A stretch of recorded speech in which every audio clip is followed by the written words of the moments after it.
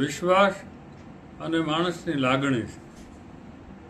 કોઈ પણ તમે સ્થાન ઉપર જુઓ તો ગુરુ પૂર્ણિમા વર્ષોથી ઉજવાતી આવે છે. એમાં છેલ્લા 25થી 30 વર્ષથી વધારે ગુરુ માધ્યમ વધી ગયું છે. એટલે માણસ જ્યારે ગુરુની સાથે જે પ્રેમ, લાગણી, જે આશીર્વાદની જે ભૂમિકા છે, એ આમ ગણો તો આશીર્વાદ બે જગ્યાએથી આપણને બધાને મળતા જ હોય છે. એક તમારું પવિત્રપણું હોય તો તમારા માવતરના આશીર્વાદ હોય છે. પછી બીજું કે તમારા ગુરુના આશીર્વાદ હોય. માવતરે તમને જિંદગીની અંદર આપના ગામ, શહેર, તાલુકા અને જિલ્લામાં બનતી ઘટનાઓની માહિતી મેળવવા અમારી ચેનલને સબસ્ક્રાઇબ, લાઇક અને આપના સ્નેહીઓને શેર જરૂર કરશો. માર્ગેથી લઈ જાય જે ગયા તો એ સત્યના માર્ગે લઈ જાય, અસત્યમાં હોય તો. અને બીજું કે ગુરુનું કામ એ છે કે તમારી કોઈ પણ વસ્તુની જ્યારે મુશ્કેલી હોય, કંઈ દુઃખ હોય, કોઈ તકલીફ હોય, તો ગુરુ આગળ આશીર્વાદ છે. એનો અર્થ એ છે કે ગુરુની પરંપરા મોટી છે. ગુરુ એક દાખલા તરીકે કોઈ પણ શબ્દમાં તમે એમ ગુરુ માનો કે વ્યક્તિગત તરીકે નીરુબાપુ મારા ગુરુ છે, પણ એ વ્યક્તિગત નીરુબાપુ તમારા ગુરુ છે.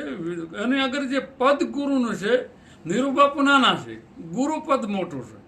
એટલે ગુરુપદ જે મોટું છે એ ગુરુપદ એટલે ગુરુ બ્રહ્મા, ગુરુ વિષ્ણુ, ગુરુ મહેશ, ગુરુ સાક્ષાત પરિબ્રહ્મ તસ્મૈ શ્રી ગુરુદેવ નમઃ. એટલે આપણે ગુરુને ભગવાનના રૂપમાં માનવાના હોય છે. એટલે ગુરુનો તમે ત્યાગ ન કરી શકો. એ ગુરુને કોઈ દિવસ તમે કાંઈ પણ અસત્ય ન કહી શકો. ગુરુ ગમે એવા હોય. શાસ્ત્રમાં તો એમ કીધેલું, વશિષ્ઠ મહારાજે રામને એમ કહે છે કે ગુરુના ગુણ જોવા, ગુરુ કે કરવું અને ગુરુના અવગુણ ન જોવા, આવું વશિષ્ઠ મહારાજ રામાયણની અંદર બોલેલા છે કે ગુરુના ગુણ જ જોવા. એમ કોઈ પણ વ્યક્તિ જ્યારે ગુરુને માનતી હોય ત્યારે એના પ્રમાણતા ઉપર એટલું હું કહી શકું કે જેનો ભરોસો અખંડ હોય, જેનો ભરોસો અખંડ વિશ્વાસ હોય, એ વ્યક્તિ હંમેશના માટે ગુરુમાં જીતી જાય. પણ શંકા ન પડે તો. જો શંકા તમારી પડી, કોઈ પણ વસ્તુમાં તમારો વહેમ પડ્યો, કોઈ પણ તમારા કાનમાં કાંઈ હારી મોડી વાત કરી દે અને તમારો ભરોસો ડગાવી દે, અથવા કંઠી તોડાવી નાખે, અથવા તમને વહેમ નાખી દે, ત્યારે સમજવાનું કે જે વ્યક્તિ કરનાર જે છે એ હંમેશના માટે ગુનેગાર ઈશ્વરનો થઈ ગયો અને ભગવાનનો થઈ ગયો, ગુરુનો થઈ ગયો. અને બધાય વ્યક્તિને બધાએ બસાવી શકે, પણ ગુરુ દોષિતને ભગવાન પણ બસાવી ન શકે. આ શાસ્ત્રમાં લખેલું છે.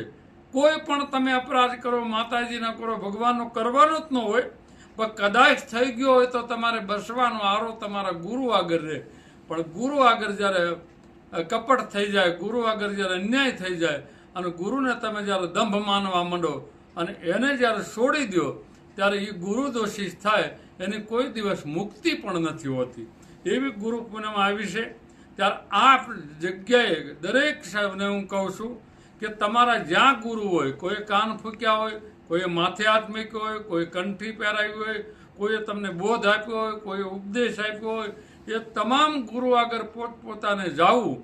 અને ગુરુ ન હોય તો એની સમાધિએ દર્શન કરી આવવું. અને એ સમાધિ ન હોય, જળ સમાધિ લઈ લીધું હોય તો ગુરુ જે જગ્યા રહેતા એ થળને પગે લાગી આવવું. પણ ગુરુ મહિમાનું માધ્યમ છે કે જ્યારે જ્યારે માણસ ગુરુની અંદર પોતે શ્રદ્ધા રાખે, પ્રેમ રાખે અને ભક્તિ છે, જ્યારે ગુરુને માનતો હોય નિષ્કપટથી, ત્યારે શાસ્ત્રમાં કીધેલું છે કે તમારો પુણ્ય જે છે ને એ હંમેશના માટે ઉદય થવા માંડે. ગુરુ તમને માથે હાથ મેકે ને ત્યારે એમ માનું ભાગ ખુલ્લે. ગુરુ તમને ખંભે હાથ આમ ફેરવે વાહામાં, ત્યારે તમારું સમજવું કે તમારે ઘરની તમામ કઠણાઈ ગઈ. અને ગુરુ તમને પાસે બેહાડીને એનો મોઢામાં બટકું હોય પ્રસાદીનું ટાળેનું, એ તમને ખવડાવે, તે તમને આપે, ત્યારે એમ માનવાનું કે તમારો ઉદય હવે વધારે થવાનો છે. પણ ગુરુની સાથે રહેવાથી, ગુરુની હારે પ્રેમ રાખવાથી કોઈ દિવસ હું તમને કોઈ તમારું અસત્યપણું જે હોય એ દૂર થાય ને સત્યપણું આવે. એવા ગુરુ પૂનમના ગુરુની છે તે એની અંદર પોતપોતાના ગુરુ, પોતપોતાના સ્થાન ઉપર દરેક માણસો બધા જ્યાં જાતા હોય ને જાજો, માનજો. ગુરુ હોય તોય ભલે, ન હોય તોય ભલે, થળ હોય તોય ભલે, એના આશીર્વાદ તમારી ઉપર ઉતરે એવી ભગવાનને પ્રાર્થના. જય સિયારામ, જય દાન મહારાજ.